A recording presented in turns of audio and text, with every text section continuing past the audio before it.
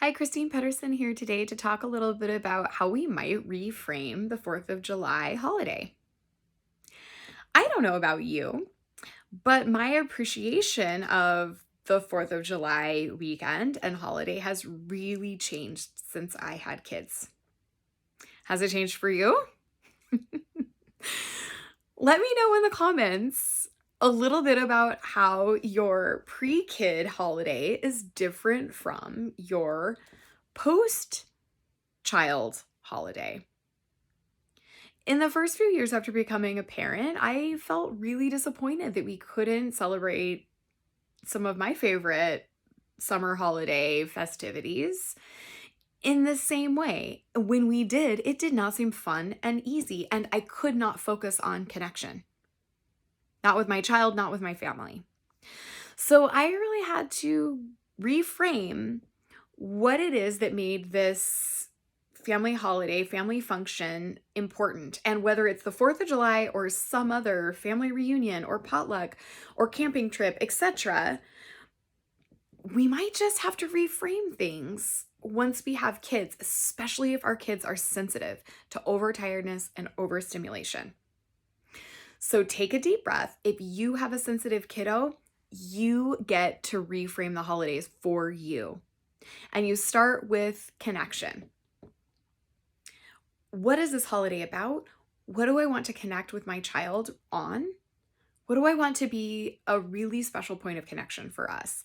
And for me, I really miss things like parades and fireworks displays and the family potluck barbecue that would happen.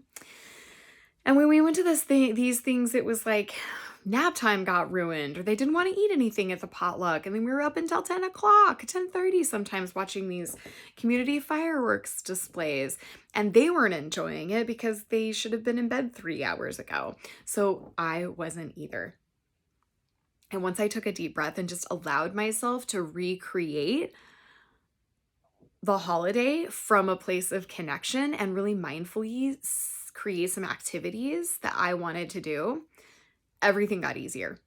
So I basically shucked the whole old agenda and I had to ask myself, what is really important for me in this holiday? And it's connection to my kiddos and to my family and my friends. And the way that it worked best for me to do this was to make sure that my kiddo got a good nap, or naps, if you're still in that stage, 2 naps a day. Yeah. So sometimes that meant letting them nap at home and coming later to the festivities. I always made sure to pack food that I knew my kiddo would eat, because sometimes what was provided was not anything that they were going to eat, and I just spent the whole time dealing with a hungry, tantruming child. And then I made sure to purchase lots of age-appropriate firework activities. So sparklers, the smoke things, the little snakes, any of those little ground fireworks that are fun to do during the daytime was really great. And we just did a lot of that before making s'mores, giving lots of hugs and high fives, and heading home to get to bed at a reasonable time. And then we all woke up in the morning feeling great. Did we miss out on some of the traditional activities of the 4th of July? Absolutely, we did. Did we mentally and physically feel a whole lot better the next day and entire week? Yes. Were we able to connect more meaningfully with family because we were well rested, well fed, and we stopped before overstimulation and overtiredness could kick in? Absolutely.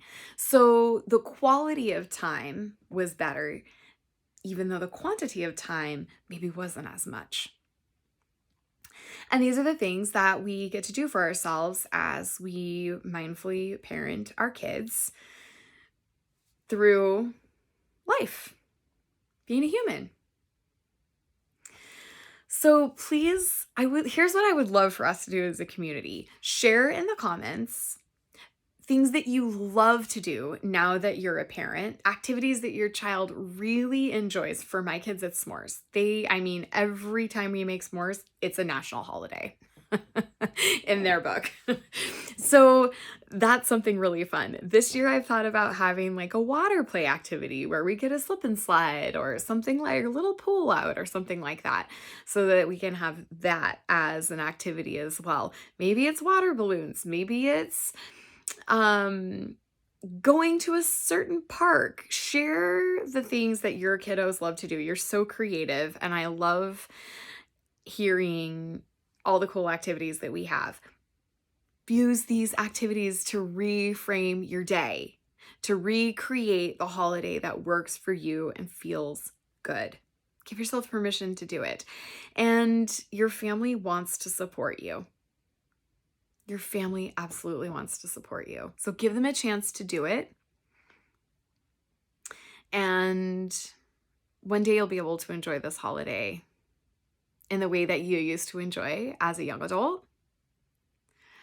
Because wasn't that fun?